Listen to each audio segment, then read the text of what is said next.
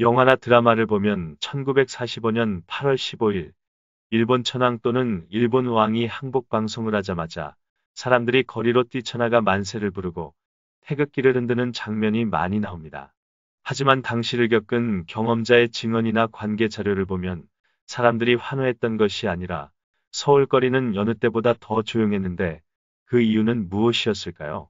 불편한 진실이지만 이제부터 당시의 진상을 제대로 살펴보고자 합니다. 영화나 드라마에서와 달리 그날의 서울거리는 평시보다 더 조용했다. 8.15의 진상. 8.15는 무엇이었나?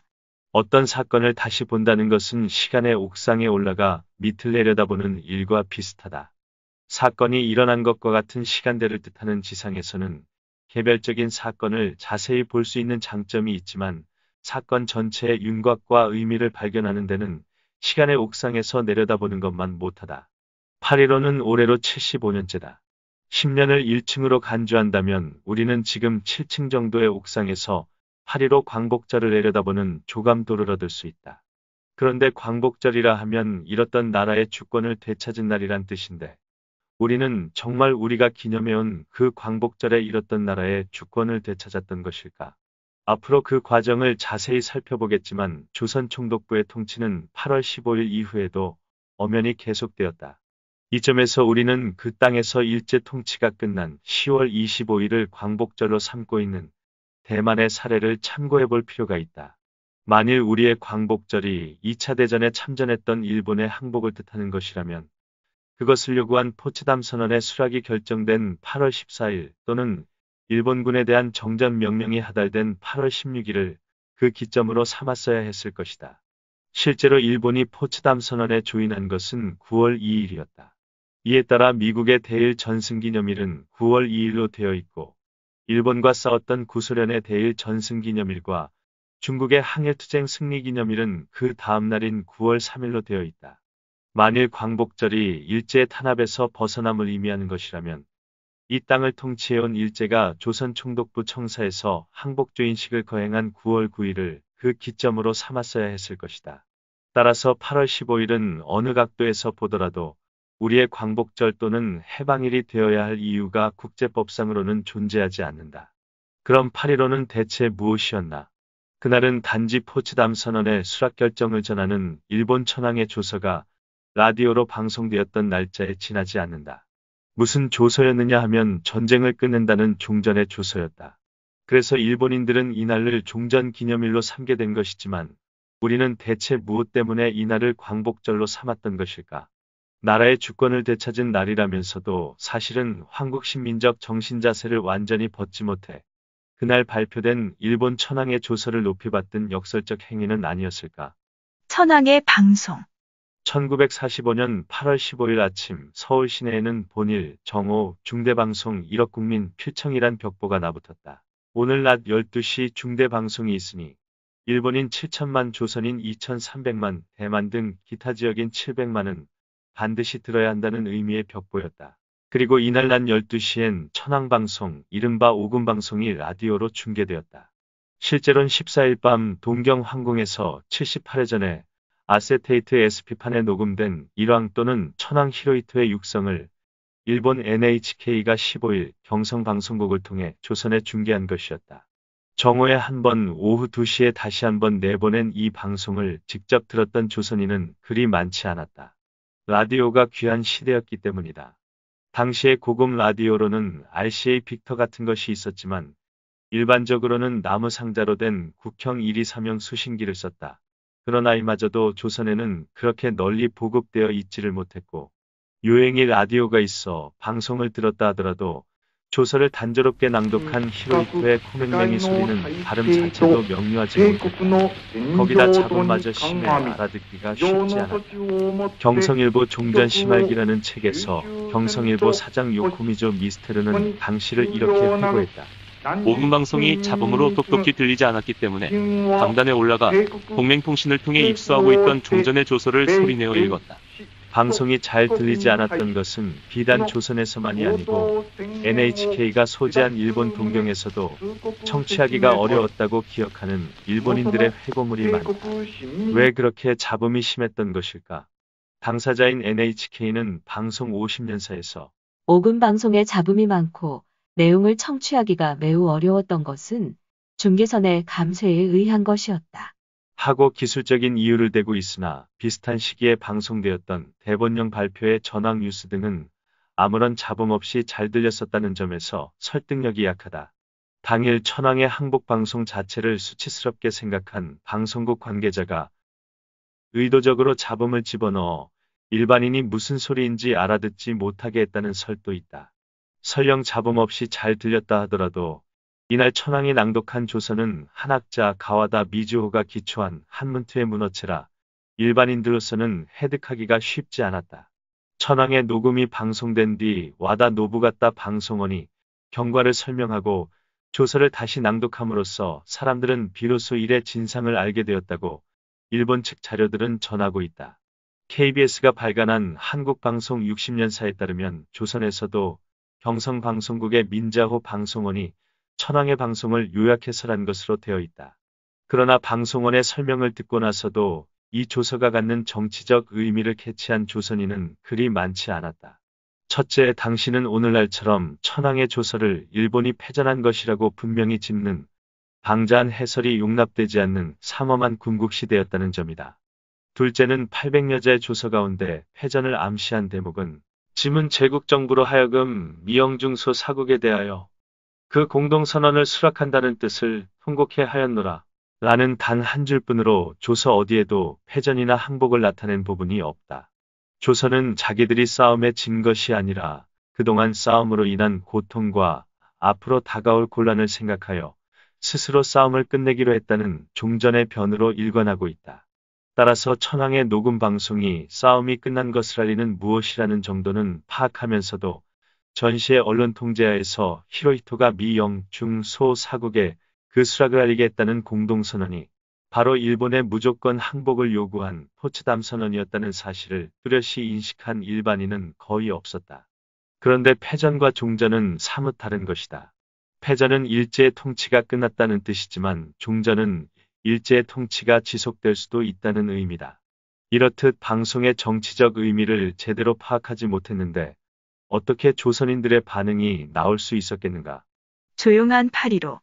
그런데도 우리네 회고록이나 영화 또는 드라마를 보면 사람들은 방송을 듣자마자 만세를 부르며 거리로 달려나가 태극기를 휘둘렀던 것으로 묘사해왔다. 이는 사실이었을까?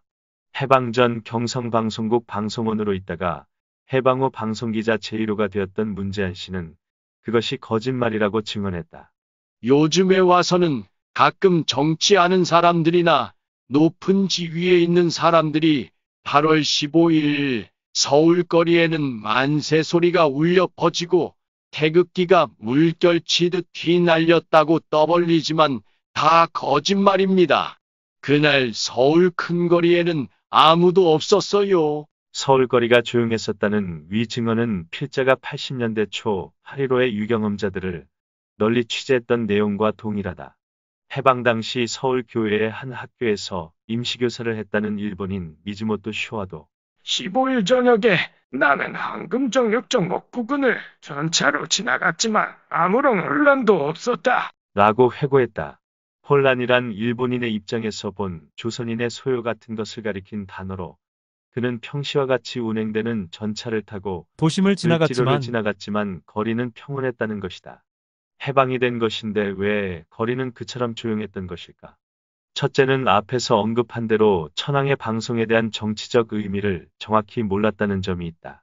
둘째는 혹 그 의미를 알았다고 하더라도 36년 동안 일제 치하에 억눌려온 조선인들로서는 선뜻 거리로 나설 만한 용기를 가질 수가 없었다.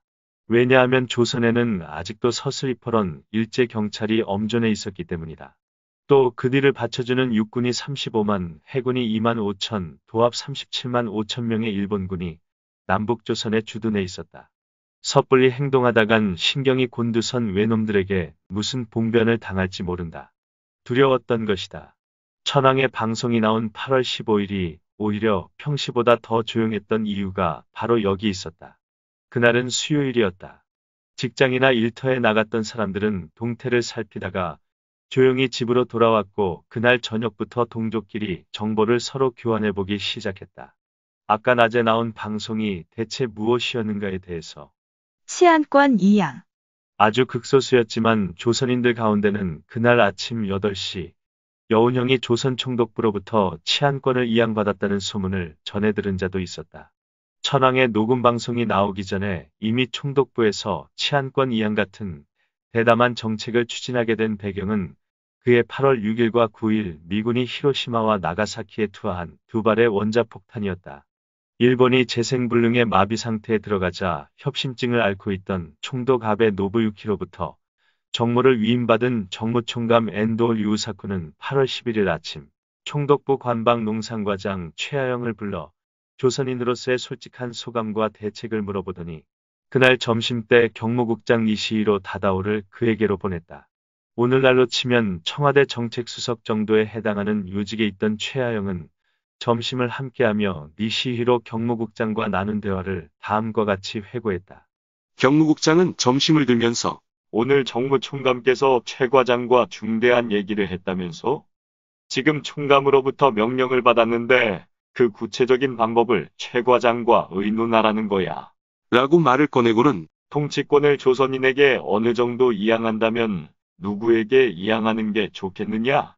최 과장이 그 중간 역할을 해주었으면 좋겠어. 하고 말하는 것이었다. 박석윤 씨 같은 사람이 적당한 사람 중에 하나가 아닌가 생각합니다. 그분을 추천하니 그 사람을 통해 교섭해 보십시오. 저로서는 더 할 얘기가 없습니다. 하고 말했다. 그 후 박 씨는 여운형 씨를 설득하여 건준이 조선의 치안권을 이양받도록 했다. 최하영의 동경제대 선배이기도 했던 만주국 폴란드 영사 출신의 박성윤은 8월 11일 경기도 봉안에 내려가 있던 몽양 여운형을 만나 총독부가 치안권을 이양할 의사가 있다는 것을 전했다. 곧 상경한 여운형은 측근인 이여성, 김세영, 천안외부지간을 불러 이제 일본은 곧 항복한다. 그러니 우리가 세울 새 나라의 국호와 국기를 만들어 보라. 하고 지시했다. 그리고 친구 야자 이만규를 불러서는 야자, 이제 일본은 곧 항복선언을 하게 되었네. 그러니 제2차 독립선언문은 자네가 지어보게 하고 당부했다. 또 가까이 지내던 정백을 불러 총독부에서 치안권 이양을 교섭받았다는 점을 밝히면서 나라를 세우자면 동아일보, 보성전문, 중앙학교, 당직회사, 직류회사를 거느린 김성수 그룹과 손을 잡아야 하겠는데 송진우를 끌어들일 방법이 없겠나? 하고 물었다. 이에 정백은 제3차 공산당 시대에 같이 활동했던 전 동아일보 편집국장 김준현을 만났던 것으로 해방 직후의 한 자료는 이렇게 기록하고 있다. 여운형 측에서는 정백, 송진우 측에서는 김준현이 8월 12일, 13일 양일간 만나서 민족역량 총직결에 대하여 비밀교섭이 진행되었으나 협상은 다음과 같은 의사대립으로 결렬되었다. 즉 정백은 일본이 곧 패망하니 국내외의 혁명단체를 망라하여 독립정부를 수립하자. 하고 제안했으나 김준현은 총독부가 연합군의 정권을 넘기기까지 조선의 독립정권은 인정되지 않으니 헛된 운동을 할 필요가 없다. 중경 임시정부가 들어오면 이를 정통으로 받들어 모시면 된다. 하고 임정봉대론을 주장하여 1차 교섭은 결렬되고 말았다. 8월 14일 용산의 제17방면군 참모부로부터 정훈 육군 중자가 나와 총독부가 치안권을 이양하는 일에 대해 군부가 양해했다는 사실을 여운형에게 알렸다.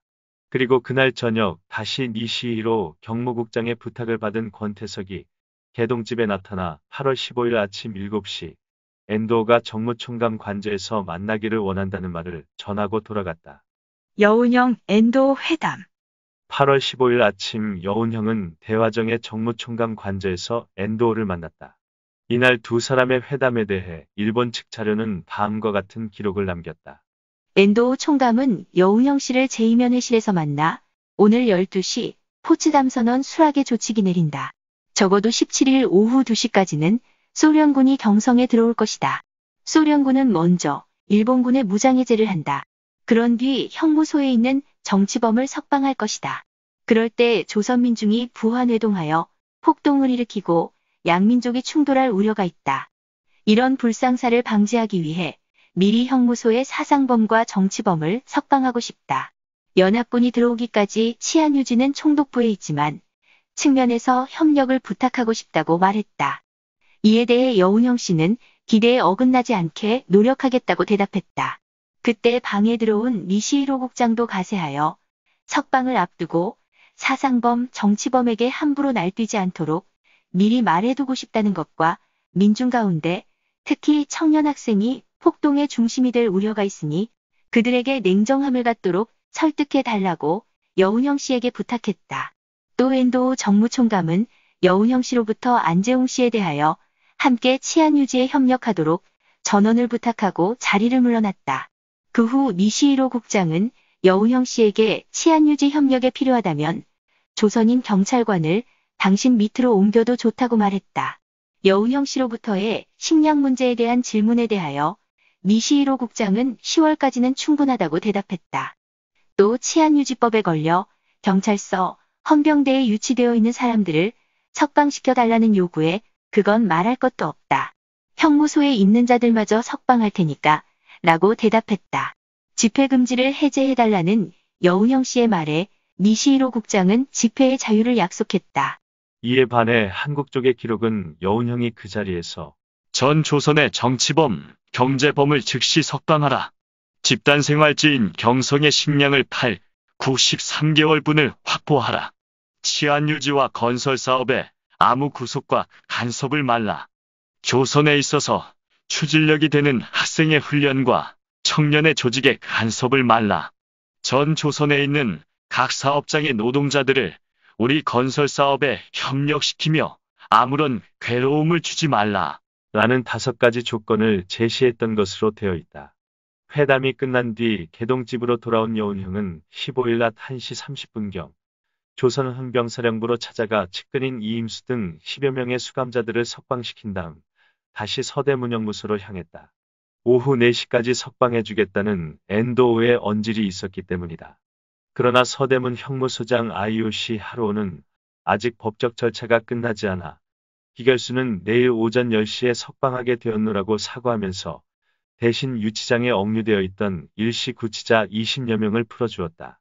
이들 구치자들은 출감 후 독립문 쪽으로 언덕길을 내려오면서 누군가의 재창으로 만세 소리를 한번 외친 다음 모두 흩어졌고 그 이상의 소요는 없었다. 그날 저녁 6시 여운형은 측근들과 함께 개동 입구에 있는 갑부 임용상의 2층 양옥집에서 조선건국준비위원회를 발족시켰다. 열리는 옥문. 8월 16일 오전 10시 예정대로 서대문 형무소에 도착한 여운형은 그곳에 수감되어 있던 정치범, 사상범, 경제범들을 석방시켰다. 이날 서대문 형무소를 위시하여 서울 시내의 각 경찰서 유치장에서 풀려난 출감자들은 모두 1만여 명에 달했던 것으로 미군 자료는 기록하고 있다. 출감자들은 독립문 전차종점 쪽으로 언덕길을 내려가 광화문통 쪽으로 나아갔다. 수감자들의 석방을 목격한 조선인들은 비로소 어제의 천황방송이 조선의 해방을 의미한다는 것을 깨달았다. 이에 용기백배한 그들은 석방자들의 시위 대열에 합류한 뒤 광화문 종로 남대문으로 행진하며 소리 높여 만세를 부르기 시작했는데 이날의 광경을 서대문 형무소에서부터 목격한 한 좌익 인사는 다음과 같이 기록했다. 정치범을 석방하던 16일 날 아침 6시 반에 예정 시간보다 두서너 시간 앞서 나는 서대문 형무소 앞으로 갔다. 예정 시간이라던 9시가 지나고 10시가 가까워져 갈 때 전차 내리는 데서 형무소 문 쪽으로 오르는 그 길엔 이럭저럭 모여든 사람들이 구경꾼들에 섞여 가득 찼다. 혁명동지를 맞이하러 오는 여운형 씨, 최용달 씨에게 군중들은 산발적이나마 박수를 보냈다. 차차 석방되어 나오는 듯한 사람들이 보이기 시작했다. 이제 사람들은 거리로 쏟아져 나오기 시작했다. 거리에서 거리로 자동차가, 전차가 또 트럭이 사람들을 넘치도록 싣고 달리고 또 달리고 만세를 부르고 외치고 뒤끓는 군중이 또 깃발이 저 종로로 남대문으로 차서 밀렸다. 추록자들을 보고 시민들이 합세하여 도심에서 벌인 시위에 대해 총독부 관방 총무과장 야마나 미끼오는 다음과 같이 기록했다. 8월 16일 경성부 안에 눈에 띄는 장소를 중심으로 하여 다중민의 가두 시위 운동이 전개되기에 이르다. 즉 미국 깃발과 구 한국기를 함께 들고 조선독립 만세, 연합군환영을 외치며 다중 시위운동을 벌이고 공기업의 승용차 및 트럭 등도 운전수가 조선인인 경우는 이 시위 행렬운동에 참가하여 흡사 공기업 자체가 행렬과 행진에 참가하는 것 같은 모습을 드러내다. 변화는 가두 시위만 있었던 것이 아니다. 당시 매일신보 문화부장이었던 조용만은 80년대 초 필자와의 인터뷰에서 이렇게 당시를 회고했다. 해방은 배불리 먹는 것부터 찾아오더군. 전시 중 거리에서 사라졌던 노점상들이 16일 오후부터 일제히 나타나 종로통을 가득 메우기 시작했어. 배급제의 궁핍 시대를 겪은 서울거리는 갑자기 먹는 노점상 천지가 되었고 거리엔 쓰레기 더미가 산처럼 쌓이기 시작했다. 이날부터 관공서나 일터에 출근하지 않는 장기 무급휴가의 조선인 가운데는 청소부들도 포함되어 있었던 것이다. 해적 방송. 이날 옥문을 연 여운형의 이름 석자는 경성 전체를 흔들었다.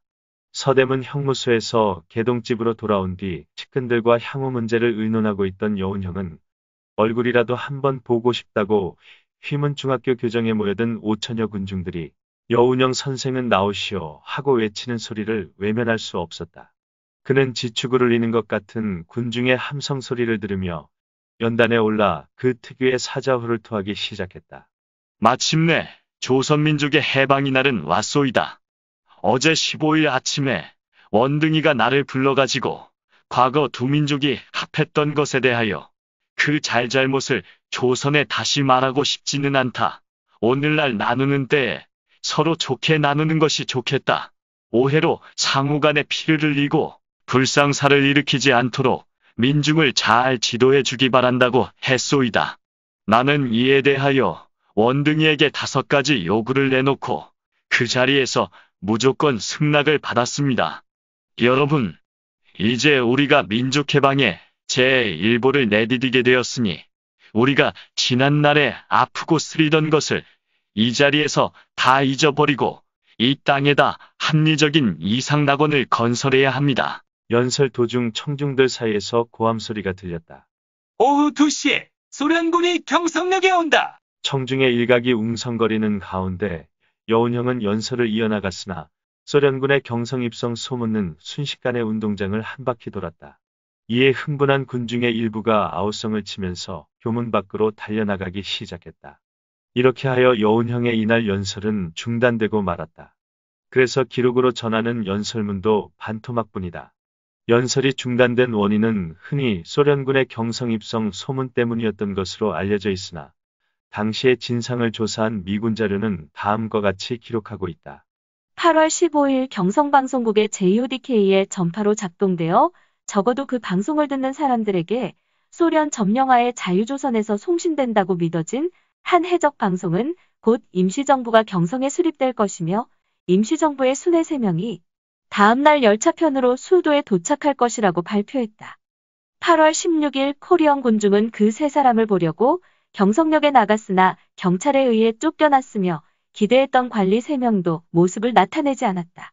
위 기록에 따르면 10여만의 군중이 경성역으로 몰려간 것은 열차편으로 도착할 임시정부의 순회 3명을 보기 위해서였고 그 소식이 시민들에게 전달된 것은 정체불명의 한 해적방송에 의해서였다. 그러나 미군 자료가 기록한 해적방송의 정체가 과연 무엇이었는지는 미스테리다. 소련 점령의 북한 지역에서 송출되는 느낌을 주었다지만 시기적으로 의문이 인다. 즉 소련군이 청진을 점령한 것은 8월 12일, 함흥원산을 점령한 것은 8월 21일, 그리고 평양을 점령한 것은 8월 22일 이후다. 따라서 해적 방송을 내보냈다는 8월 15일 밤은 소련군이 청진을 점령한 지 불과 3일째 되던 날인데 다른 지역을 점령하기에도 눈코 뜰 새 없었을 군대가 대민 방송을 했다는 것도 상상하기 어려운 일이다.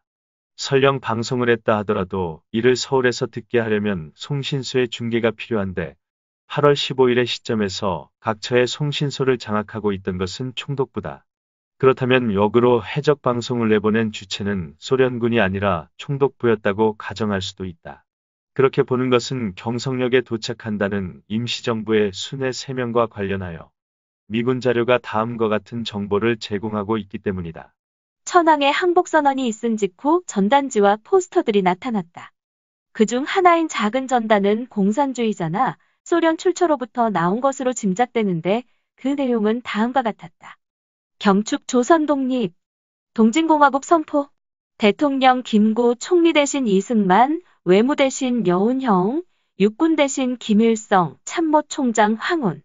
전단지에 적힌 여운형과 황운은 서울에 있었으니 열차로 온다는 임시정부의 순회 3명이란 결국 김구, 이승만, 김일성을 가리키며 해적방송이 언급한 임시정부란 동진공화국을 가리킨다.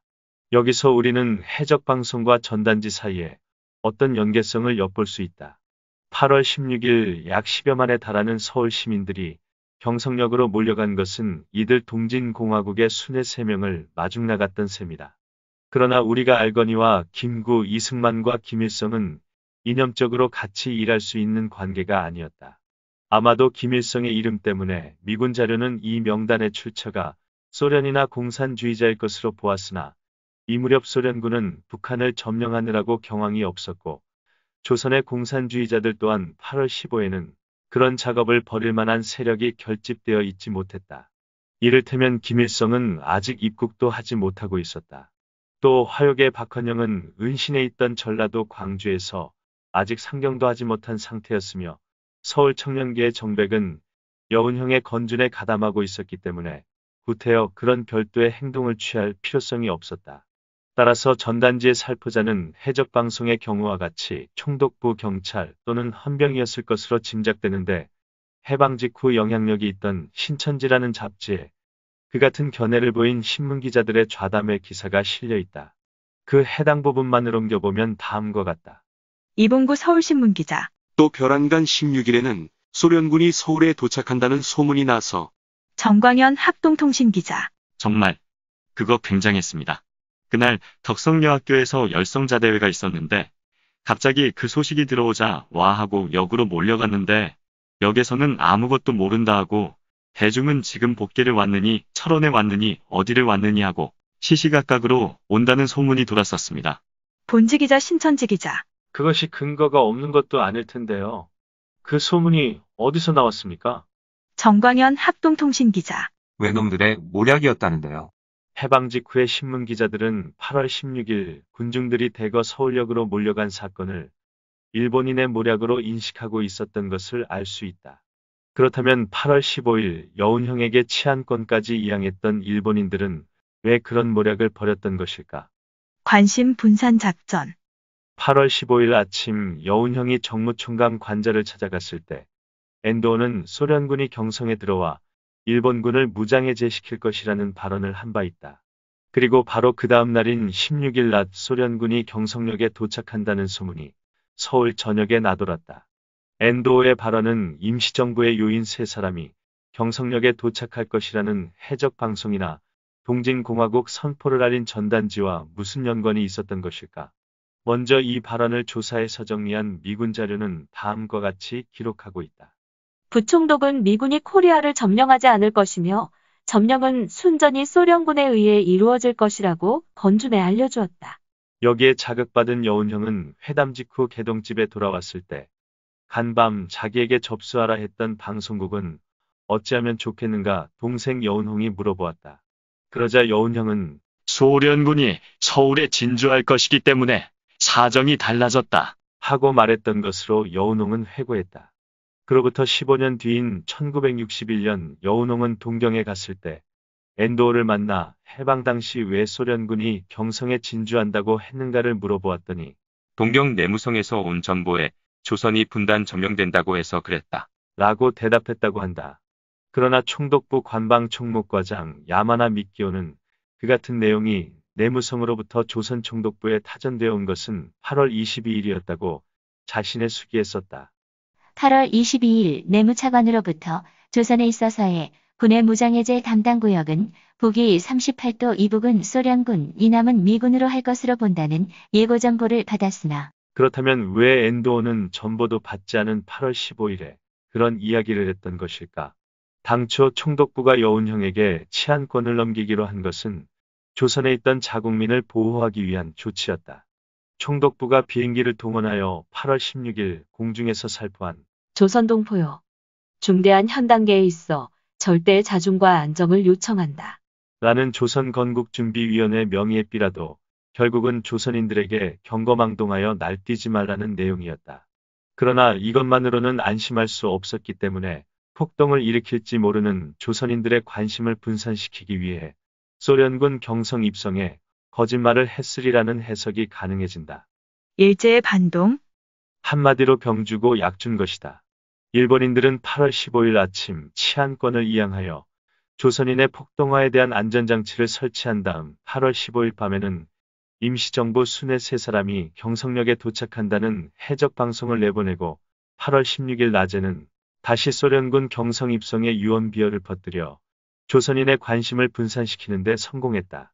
그리고 이 같은 공작에 의해 10여만의 군중들이 경성역으로 달려나가는 소동과 시위를 벌이자 일본 군경은 이를 조선인에 대한 강경책을 취하는 빌미로 삼았다.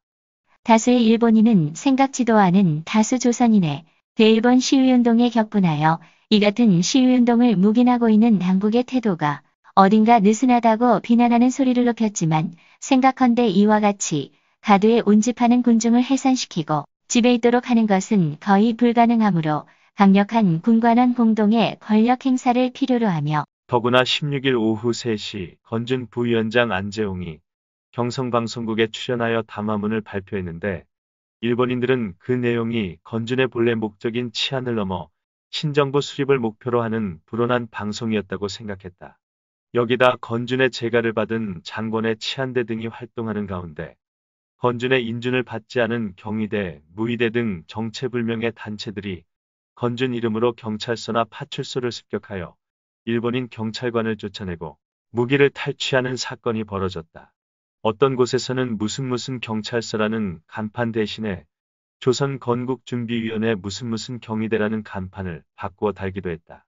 또 해방 전부터 매일신보나 경성방송국 정도는 여운형이 접수할 생각을 갖고 접수위원들을 파견하기도 했지만 이를 전애들은 각 언론기관의 조선인 직원들이 자발적으로 경성일보, 동맹통신 등을 접수했으며 또한 각 회사 공장, 대형 상점, 대학 전문학교 등 주요 기관시설에 대한 조선인들의 접수 요구가 빗발쳐 일본인들 가운데는 인도 서류에 날인하고 인감이나 금고에 열쇠를 넘겨준 경우도 있었다.